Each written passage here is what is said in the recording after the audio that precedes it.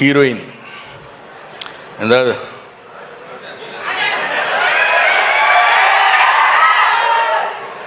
అది ఒక ఆటవిక కన్యని ప్రేమించినప్పుడు కలిగేటువంటి భావం. అంతేగాని దాన్ని ఏదో ఒక రొమాంటిక్గా ఉంది లేకపోతే అదే కాదు.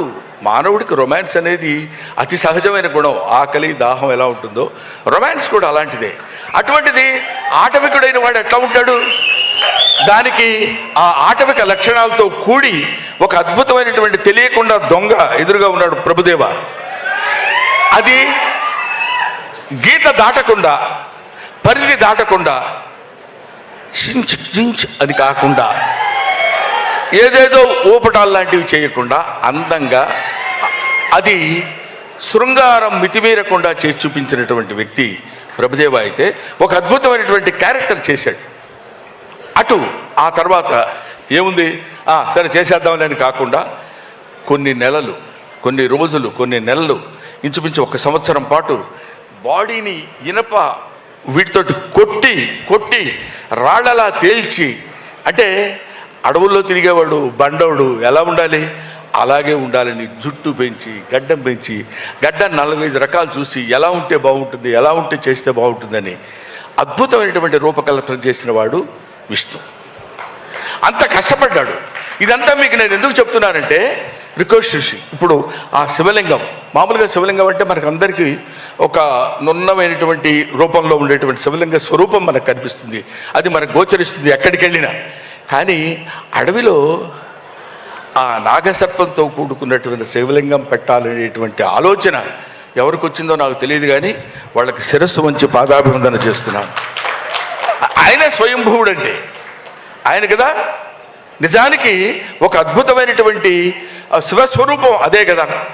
అక్కడికి వెళ్ళి ముఖ్యంగా భక్తుడిగా ట్రాన్స్ఫర్మేషన్ చెందిన తర్వాత ఆ పాట మనం ఇందాక చూసాం.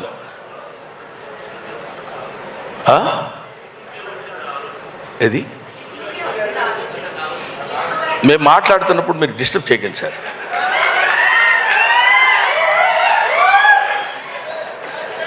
తీసుకో.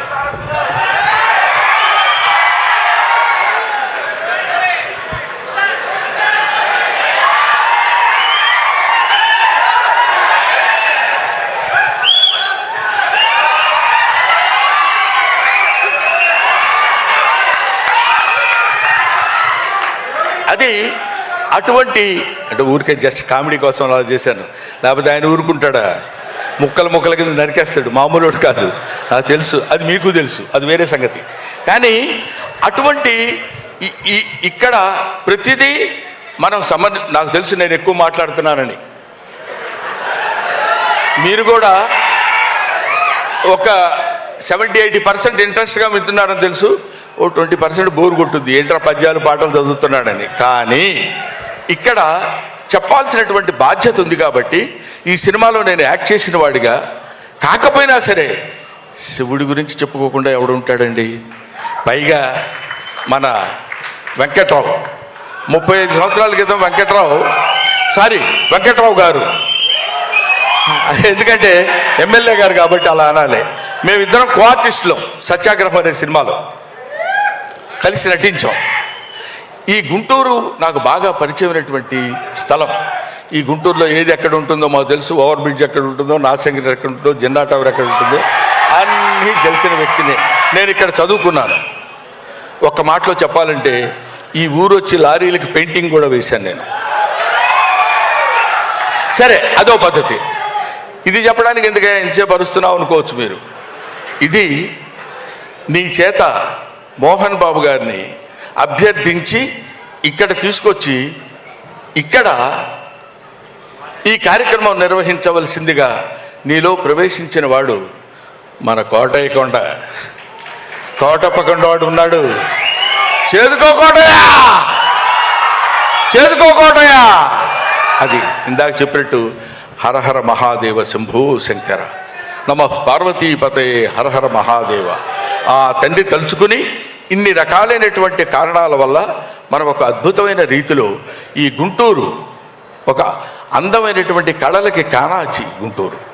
ఈ ప్రదేశంలో ఈ కార్యక్రమం నిర్వహించాలని నిర్దేశించిన వాడు సకల సృష్టి స్థితి లయకారుడైనటువంటి పరమేశ్వరుడు, ఈశ్వరుడు.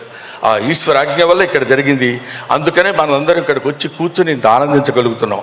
ఇందాక ఆయన చెప్పినట్టు ఇది లైవ్లో చూస్తున్నటువంటి వాళ్ళకు కూడా పరమ పవిత్రమైనటువంటి భావన కలిగి ఎంతో ఆనందాన్ని, ఆశీస్సుల్ని భగవంతుడు అందిస్తాడని కోరుకుంటూ మీరు ఈ సినిమా చూడండి, తప్పకుండా దిగ్విజయం చేయండి అని నేను మనస్ఫూర్తిగా కోరుకుంటూ, సినిమా చూసి సినిమా దిగ్విజయం చేసి డబ్బులు సంపాదించి మోహన్ బాబు గారికి ఇచ్చేద్దాం అది కాదు.